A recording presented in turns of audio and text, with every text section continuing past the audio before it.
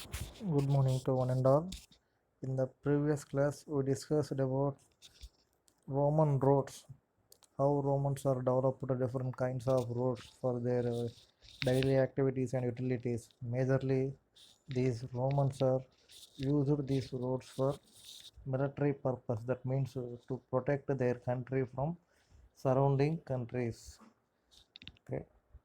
This is the typical cross section for the roads which were used by these Romans.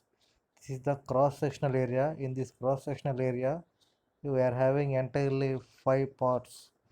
In the first part, we are having a bottom layer with a big stones. That means the stones are paved like a layer. That means like our skin.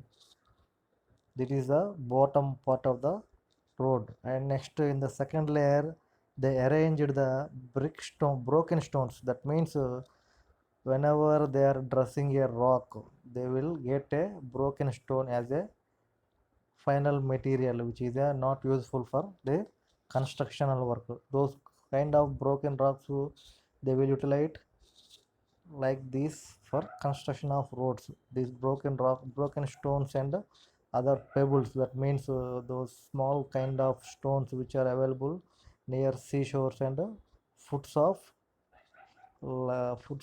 hills and other monuments. Okay, these are paved as a second layer.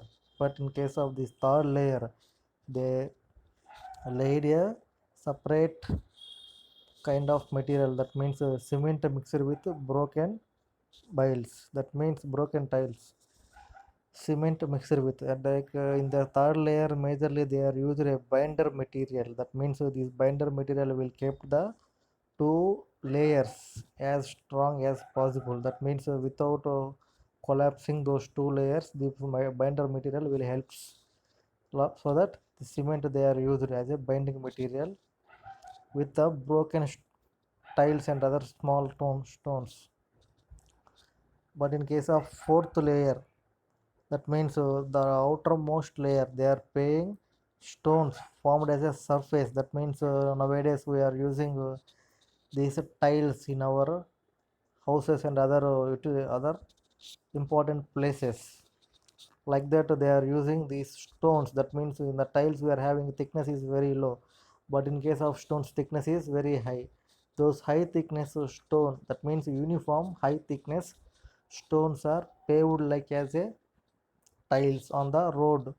Those are helping to human beings and other animals and other vehicular traffic to move from one place to another place, and gives a hard nature without rubbing. That means while we are traveling from one place to another place, we are using our feet.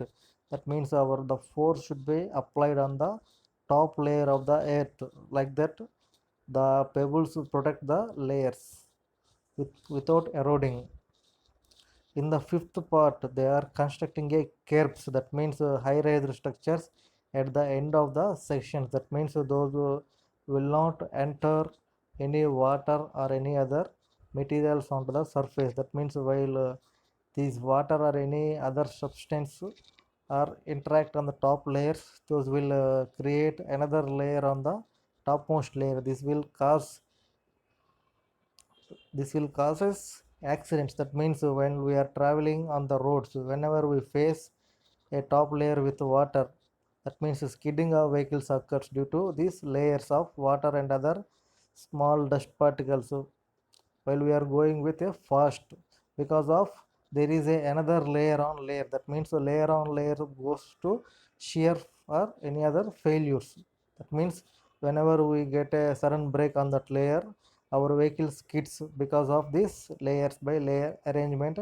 Total bike will be skid due to a fast movement applied on sudden load. Next one, this is the typical arrangement for showing olden days roads and nowadays roads. Comparison between olden days and nowadays roads. In the olden days, in the previous diagram I shown that the cross section of road layer, the bottommost layer, middle layer and top layer, and the curves I am showing. But in case of Roman roads, but in this Nowadays we are having these tar roads, that means the shown diagram having BT road with side caps with soil.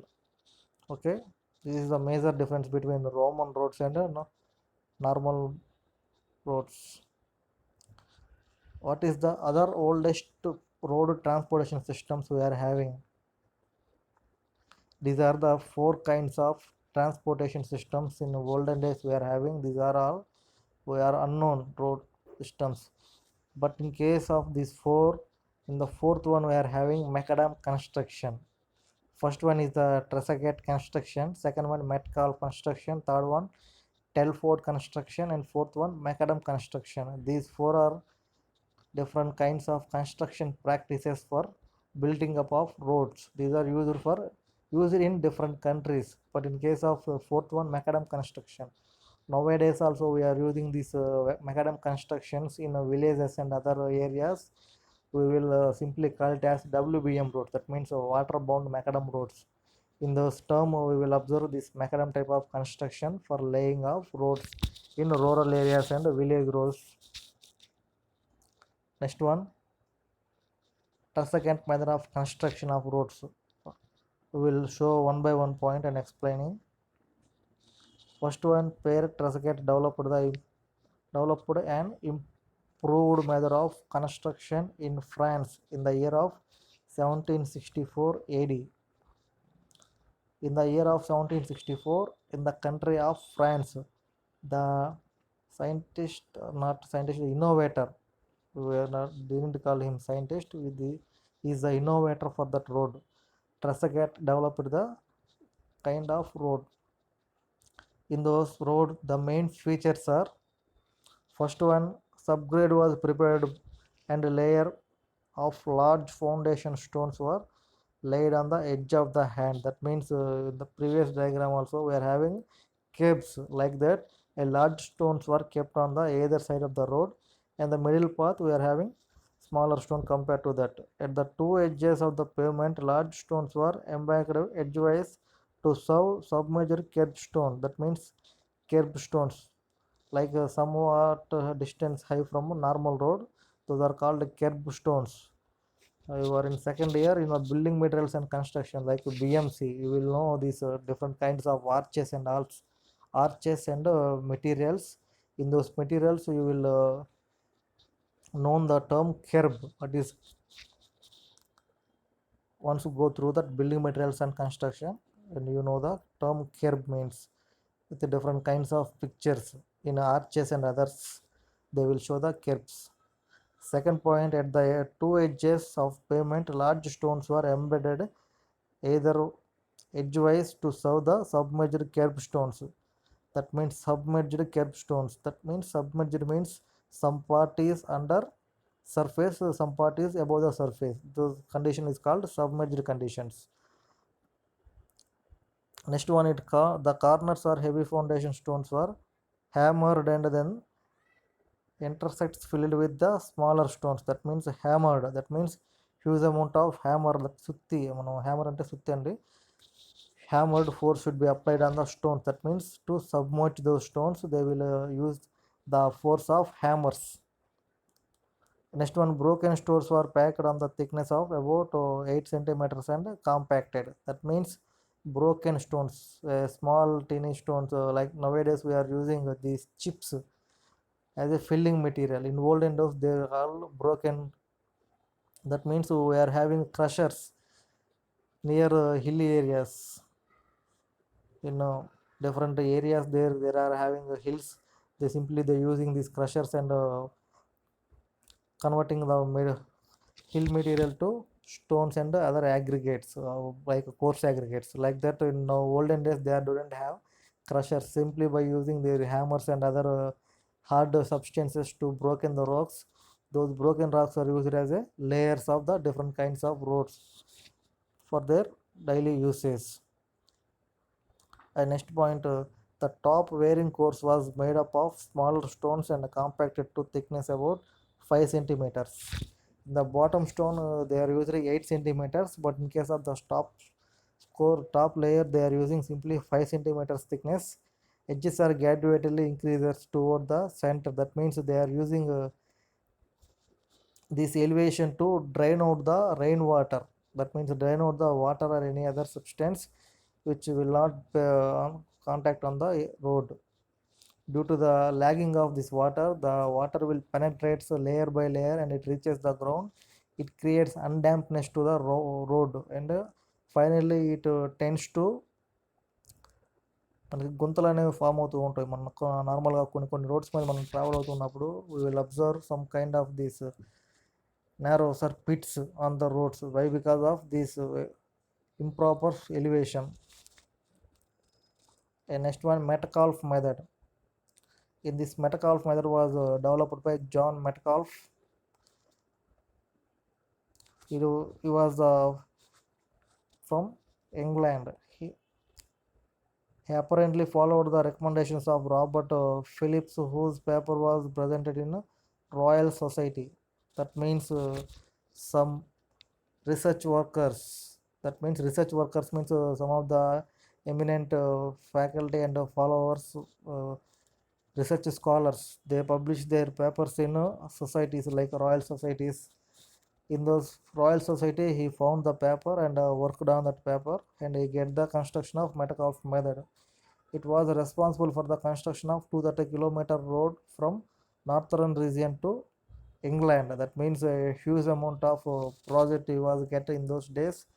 The length of the project is 230 kilometers that was located from northern region to England. Mainly these British people. England means British people. These British people laid so many roads to different countries and continents. They ruled throughout the world, and they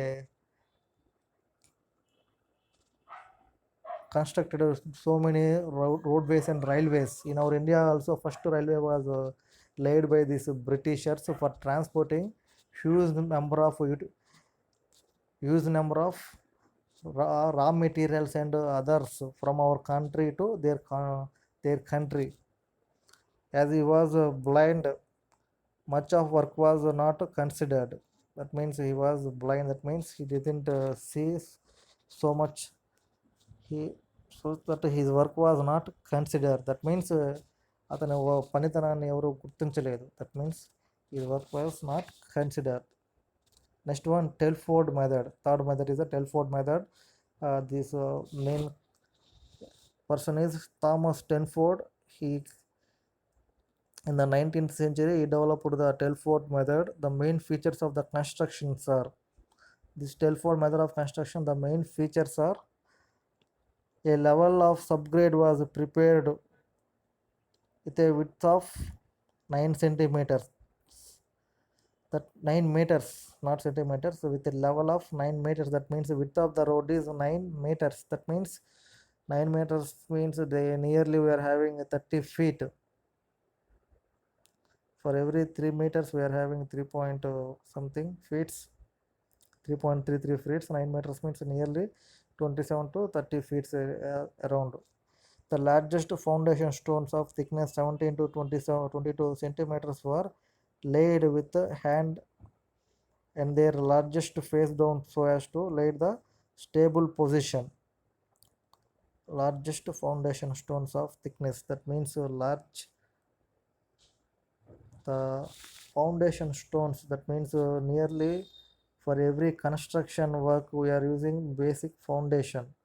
The entire load can be resisted by this foundation, so that as strong as foundation, the building withstand for huge amount of years. Like the lifespan of total building entirely depends upon this foundation stone. Like that, this road was developed by large foundation stones, so that the lifespan of the road should be as high as possible, depending upon the total construction practices and workmanship of the road for that project. The stones are lesser thickness with placed towards the edges. Stones increasing the thickness up to 22 centimeters were laid towards the center. That means at the edges, the thickness of the these rocks should be less, but in case of center, the thickness of rocks is more. That means in the central level, the major amount of force should be applied through these wheels, so that he increases the thickness of the thickness of the stones, but in case of the edges the applied load should be less, so that he decreases the load. Come to fourth point, such that these foundation stones are varying thickness are provided in the cross slope. That means the slope is varying at the end and rising at the middle point. This is called cross slope.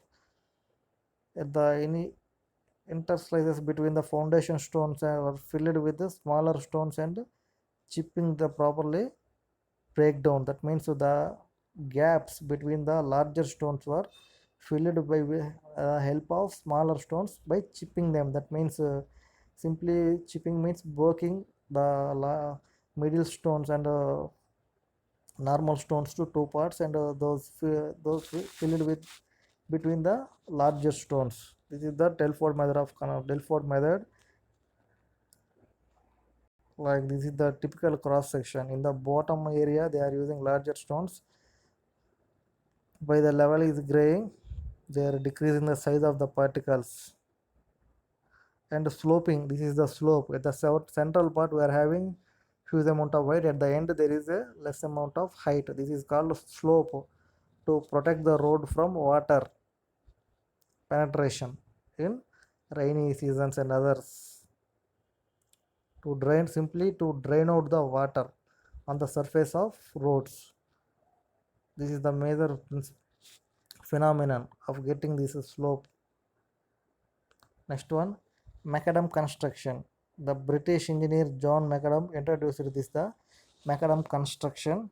The main features of these constructions are: Macadam realized that the soil subgrade, being lowest portion of the pavement, should be compacted and properly prepared with a cross slope of 1 in 36 up to desired width. That means at the central part he is having a 36, and at the end of the part we is having 1. That means 1 in 36 means if suppose we will take 1 meter, the maintained at the end 1 and middle part 36 meters. And suggested the heavy foundation stones are not to nearly be placed at the end of bottom of the layer of construction. Instead of small broken stones are passing through 5 centimeters sieve shall be spread over the prepared subgrade and compacted to uniform thickness of 10 centimeters. That means he nearly taken a 10 centimeter stones and compacted. That means 5 centimeter stones were taken, those are sieved. That means sieve means మనకి జల్లెల్ లాంటి ఒక equipment ఉంటుంది. those you can see in this laboratories of transportation engineering and concrete technology labs. You will observe these sieves to sieve material of different sizes. As you are having coarse aggregate and fine aggregate, you will have to know the difference between coarse aggregate and fine aggregate. The material which can retain on the 4.25 mm sieve, those are called coarse aggregate. Below the 4.25 mm, those are called fine aggregate. The below 4.75 mm, those are called fine aggregate. Above 4.75, we are called it as coarse aggregates. That is the major difference between the coarse and fine aggregate depending upon their particle sizes. More than 4.75, those are called coarse aggregates. Less than 4.75, those are called fine aggregates. In the construction process they are using simply 5 mm material and 5 centimeters sieves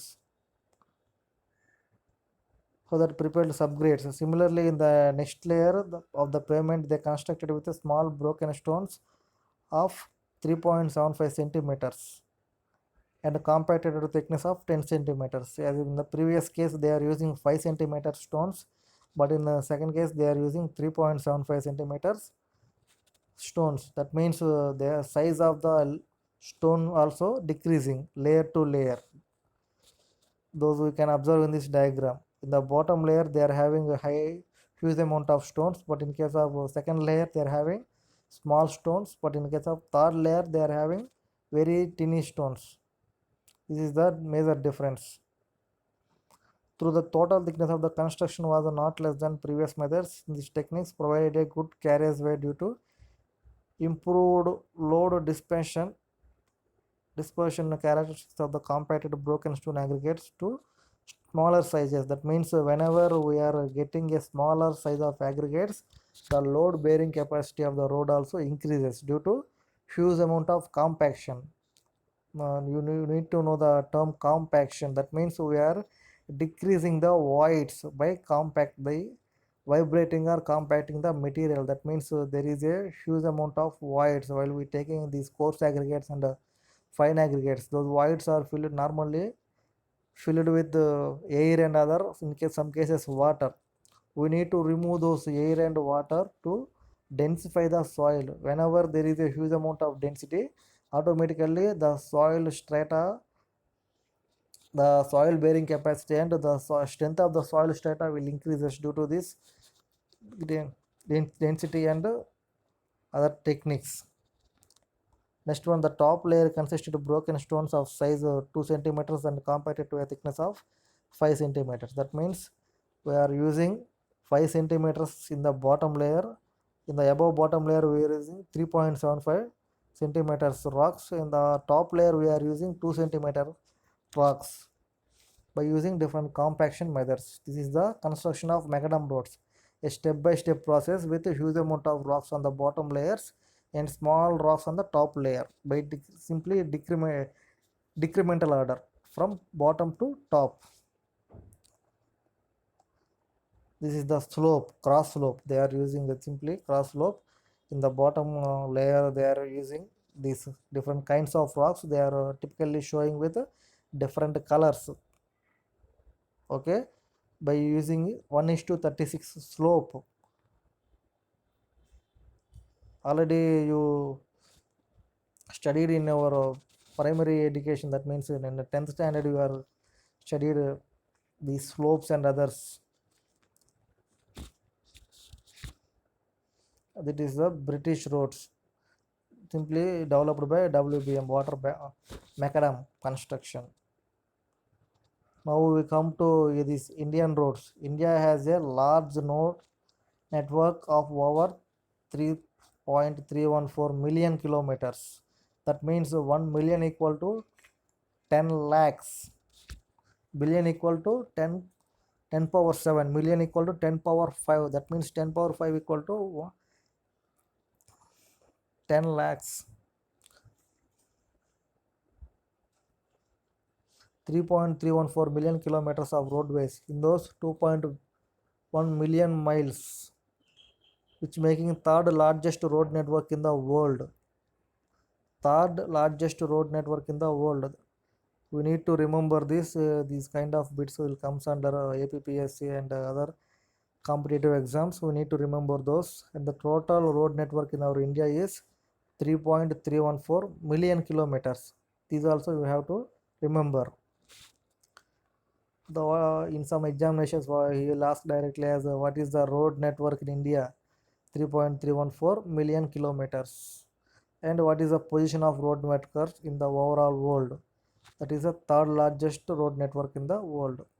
At 0.66 kilometers of highway per square kilometer of land. That means whenever we will take a square kilometers, that means the length of the so suppose if we take a square, the in a square we are having all sides are equal. That means 1 kilometer on each side. That is called as square kilometer.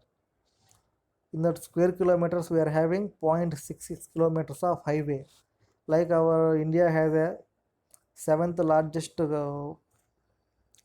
country in the throughout the world according to dimensions. In that we are having 0.66 kilometers of highway, which is higher than the US. That means United States we are having only 0.65 ratio. We are having 0.66. That means 0.01 more than USA, which is higher than China. China is having only 0.16 and Brazil is having only 0.20 content of these roads. So that our India having huge amount of road network from place to place and city to city and state to state and union territories also we are having a huge amount of these road networks. Next, highway development. This is the different kinds of committees which were formed to improve the road density and road quality in the India before construction, before independence. We got independence actually in the year of 1947, but these committees were formed in the year of 1927. The first committee was Joykar Committee.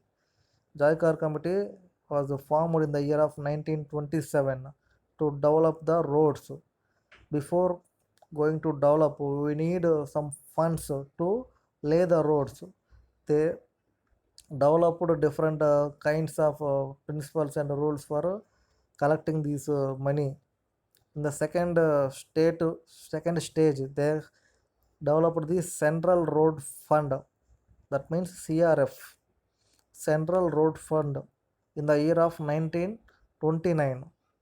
After the development of the Road Fund, they collected some amount of money to lay different kinds of roads. Metropolitan cities, in those days, they didn't have these metropolitan cities. That means India is under surveillance of Britishers. What amount of money they will give, and we need to utilize those money to lay out the roads and others utilities. But after the independence, we are having a freedom for our country. By using that, we will form different kinds of committees. By using those committees and acts and rules, we laid out the different kinds of roads for connecting one place to one another place, depending upon the importance of the place and capitals mainly. In the third stage, they formed the Indian Road Congress (IRC). Nowadays, also we are constructing different kinds of roads, bridges, tunnels, and other road-related projects by using these IRC rules. That means Indian Congress rules. Those IRC rules were strictly implemented and they are modified according to the conditions and others, depending upon the site locations and others. And the fourth one is the Central Road Research (CRRI). This was formed in the year of 1950. This Central Road Research Institute will develop different kinds of materials and other bitumens and other to improve the road quality and assurance to the travelers. And the next one, Motor Vehicle Act. This comes in the 1936 after IRC formation. Motor Vehicle Act. That means every motor vehicle has to register. They have to provide certain licenses and other fitness acts. All are comes under these Motor Vehicle Acts. After 1950, the formation of CRRA, they developed the National Highway Authority of India. Nowadays, we are having different kinds of national highways, and in our Guntur also we are having NH16 from these are national highways connecting different important places. Like these NH16 is from Kolkata to Chennai, which was located in our Guntur. National Highway Authority of India. This NHAI is established in the year of 1995, and after that year,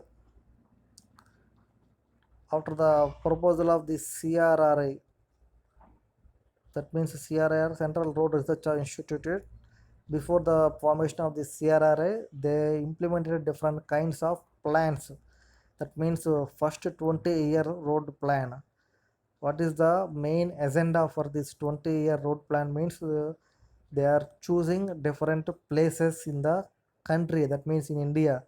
In the first 20 years, we need to develop this amount of roads in those places. That means the main distance between these places is this amount of for x kilometers. We need to provide y amount of roads for these x kilometers. They prepared a plan that so like that in the first 20 years, that means 1943 to 61, they set a particular rules. They need to reach their rules in 20 years span, but the span was completed within the time. After the completion of this first 20-year plan, they implemented the second 20-year plan in the year of 1961 to 1981. In the second 20-year plan, they decided to do some more implementations and interconnecting roads to the previously developed roads. And after the in the year of second 20-year plan, they innovated the other highway research board in the year of 1973, and a national transport policy committee in the year of 1978. After that, completion of road second 20-year plan from 1961 to 81, they proposed the third 20-year road plan from 1981 to 2001. Okay, these are the different development committees formed in our India and their forming years. First one is the Zycar committee. Zycar committee was proposed in the year of 1927. This Zycar committee was formed after the First World War. Motor vehicles using in the roads increases. They demanded a better road network in the country. In 1927, Indian Road Development Committee was appointed by the government of with M.R. Jaikar as chairman. That means the main person is M.R. Jaikar. On his name, the committee was formed so that it is named as Jaikar Committee. The Jaikar Committee recommends. That means what are the recommendations? What we need to do? What he has to implement for the purpose of country and development of country. The first point was road development in the country should be made as a national interest. It is not their self interest, it is a national interest. That means జాతిని ఉద్దేశించి వాళ్ళ యొక్క interest మొత్తం కూడా develop చేస్తూ రోడ్స్ని మొత్తం develop చేస్తూ వచ్చారు. Since as a local government they do not have financial and technical capacity for the road development, but in those days the total country in those hands of Britishers, so that they didn't have financial support for the construction of the roads, so they need to depend upon other financial systems to develop the funds for laying of the roads. An extra tax should be laid on petrol from road user to create the road development fund. This is the fund we are paying to petrol goes to this CRF, Central Road Fund. And the establish semi-official technical institution to pool technical knowledge, sharing his ideas and acts as an advisory body. Those body, that means they are having simply a n number of people depending upon their committees, formulas and locations. The people gives advices to implement the different kinds of rules and regulations for that body, so that they have to review their needs and deeds. That means వాళ్ళ యొక్క అవసరాలు మొత్తం కూడా వాళ్ళు అదుపులో చూసుకొని వాటి ప్రకారం how much amount of fund they are having and how much amount of roads they have to lay. వాళ్ళ దగ్గర ఎంత మొత్తంలో ఫండ్స్ అనేవి ఉన్నాయి, ఎంత మొత్తంలో రోడ్స్ వేయాలి, is that fund is sufficient to లే దట్ రోడ్స్. ఆ ఫండ్స్ అనేవి వాటికి సఫిషియెంట్గా ఉన్నాయా లేవా అని మొత్తం కూడా సరి చూసుకున్న తర్వాత ఈ రోడ్స్ మొత్తం కూడా లేయాలి. They create a national level institute to carry research development works and a consultation. That means they need to build a road within the money with cheaper and better roads. That means cheapగా రావాలి and better వేలో మనకు road అనేది construct అవ్వాలి. They planned like that and constructed the roads with in help of this Jayakar committee. It is the CRF, that means the Central Road Fund, which was developed from March 21st to 1929. The consumers of petrol, that means those who are using these vehicles, they definitely depends upon this petrol and diesel for their moving of vehicles, so that every day or in every week or in every month they have to fill their tanks with petrol or diesel. That means simply they have to buy petrol. So if they lay a tax on the petrol, so that every customer will directly gives an extra amount to the country or these levels, so that the money should be useful for the development of roads. This is the main aim for the CRF. They lay 2.64 paisa for every liter. That means 2.64 paisa. In those days that cost is not we known, but we are they are giving 2.64 paisa for every liter. It is a tax. From this, 20% of annual revenue is retained on central revenue for research and experimental work expenses. That means in what way they have to build the roads. Every road having a particular length. In our India, we are using a single lane roads, double lane roads, triple lane roads. For our single lane roads, the minimum depth and thickness and gauge length we need to remember. For a balance, 80% are allowed to central government to various states based upon their actual petrol consumption and revenue collected. In some of the states, they are having huge number of vehicles. Some of the states they didn't having particular span of vehicles, so that some states having high amount of revenue and some states having low amount of revenue. Based upon this revenue locations and they have to balance the road reserve central road fund to different states. This is the actual distribution of central road fund after 2000 CRF Act, Central Road Fund Act 2000.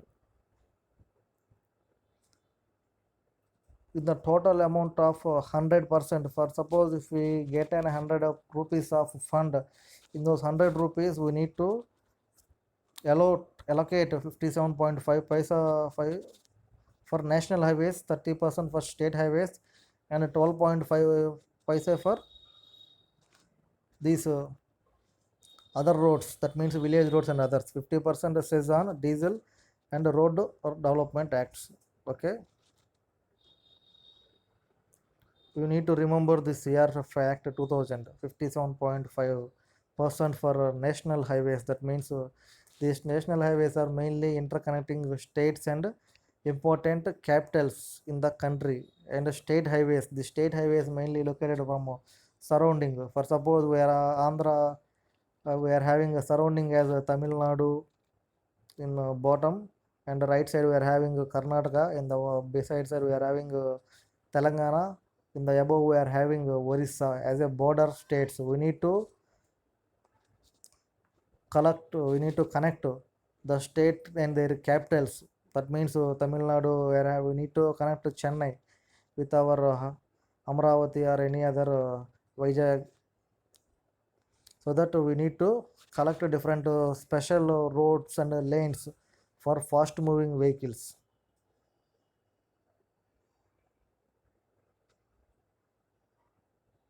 For laying these kind of highways and state level roads, so first of all we need to propose for particular road plans to the government. That means in the parliament we need to propose for our state we need to this kind of roads, this much of roads. That means this amount of kilometers of roads we need to construct for the purpose of that look improvement and industrialization, so that we need this amount of money. After that observation is over, the central government will announce and gets some money to our state. After the allocation of money is over, we need to start the work for development purpose. Indian Road Congress IRC was formed in the year of 1934. In that year we are having a central semi-official body was formed in the year of 1934 to provide a national forum for a regular pooling of experience and ideas of matter related to construction and maintenance of highways. Simply provided national form of regular pooling and ideas simply from different states. They are simply asking different kinds of ideas what they are having. In those time 1934, the education system was so low. That means the education system means the graduates are so low, so that in the particular area they are having a few number of peoples are educated, so that they are asking the throughout the country for different kinds of plans and proposals to construct different kinds of highways and other roads. In those ideas they are getting the better idea which is suitable for our country and which having small amount of investment and better roads. It is an active body to control the specification, standardization, and recommendations on materials, design of roads and bridges. Okay, it is the specification and standardization. That means before constructing a road and any other project, we need to have some specifications. That means, for suppose we are constructing a wall, that means a brick wall or any other wall, we need to have some specifications. What amount of brick we need to use, some standard dimensions for a brick is there. The standard dimensions of the brick is 19 by 9 by 9. That is the standard dimension of the brick. Wherever we go, we have to follow these specifications and standardizations. For one brick wall we are having a particular thickness, two brick wall we are having thickness, and a four brick wall, and like that. For different kinds of wall there is some specializations and specifications. We need to follow those specifications throughout the country as possible, so that we are constructing a road or any highway project in our state or in our country. We need to follow those specifications and specializations to meet the IRC recommendations and others. We need to utilize the proper materials before constructing a road. We need to test those materials in the laboratory. We need to find out their strengths and permeabilities and other different kinds of properties. After that, properties and strengths are okay, we need to construct in the proposed site areas. And we need to design different kinds of roads and bridges. That means while we are traveling on a highway, there are a huge number of obstacles while we are going, like rivers, hills, and other important monuments and other temples, and all these are the obstacles to the construction. We need to overcome those obstacles by building different kinds of bridges and other kind of activities while we are going on the project. And it publishes journals, research publications, and standard specifications to guidelines. That means a guideline should be needed for every project for in our country. For suppose while we are constructing a building, we need to propose some guidelines, so that the built up area is like that, and we need to use some percolation pits, and the drainage area should be like that, and plinth wall should be like that, so that in the transportation system also they are having some proper guidelines to build a project. So that they publish different kinds of journals.